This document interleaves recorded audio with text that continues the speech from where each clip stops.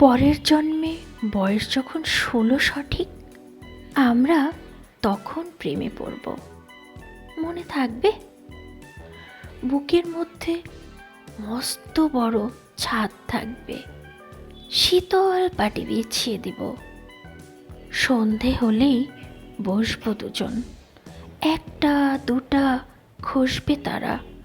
হঠাৎ তোমার চোখের পাতায় তারার চোখের জল গড়াবে।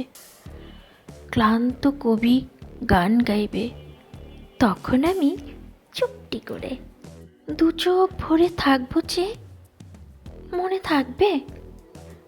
বলো না, মনে থাকবে? এই জন্মের দূরত্বটা পরের জন্মে ঠিক চুকিয়ে দেব।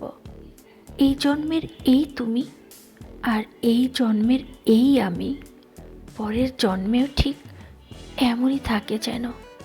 মনে থাকবে? পরের জন্মে কবি হব, তোমায় নিয়ে হাজার খানেক গান বাঁধব। অনেক শব্দ ছিল, সাজিয়ে গুছিয়ে বলা গেল না। এই জন্ম তো কেটেই গেল অসম্ভবের অসঙ্গতে। পরের জন্মে তোমায় নিয়ে অনেক স্বপ্ন গেঁথে নিলাম। মনে থাকবে? বলো না, মনে থাকবে তো? আসসালামু আলাইকুম। রান্নার শৈলী থেকে আমি জিভি আছি আপনাদের সাথে। কেমন আছেন আপনারা? আশা করি অনেক ভালো আছেন, আর আমি তো ভীষণই ভালো আছি। বন্ধুরা, ভাবলাম শুরুতেই কিছু একটু বলি মনের কথা, তাই কবিতার ভাষায় মনের কিছু কথা বলে দিলাম। আর সাথে চিকেন চপ বানানোর রেসিপিটাও কিন্তু শেয়ার করে দিচ্ছি। গল্প কবিতা শোনার সাথে সাথে নিশ্চয়ই দেখে নিয়েছেন রেসিপিটায় আমি কি কি দিচ্ছি, কিভাবে বানাচ্ছি, আর এখানে লিখেও দিয়েছি। যা যা নিয়েছি আমি সব একসঙ্গে মেখে একটা ডিম এরপরে অ্যাড করব।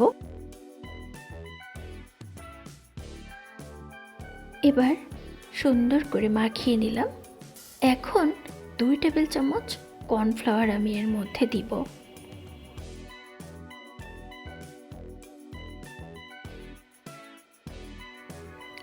কর্নফ্লাওয়ার নিয়ে নিলাম। এবার আবারও ভালোভাবে মাখিয়ে ব্যাস, এবার আমি চপ আকারের সবগুলোকে বানিয়ে ফেলব।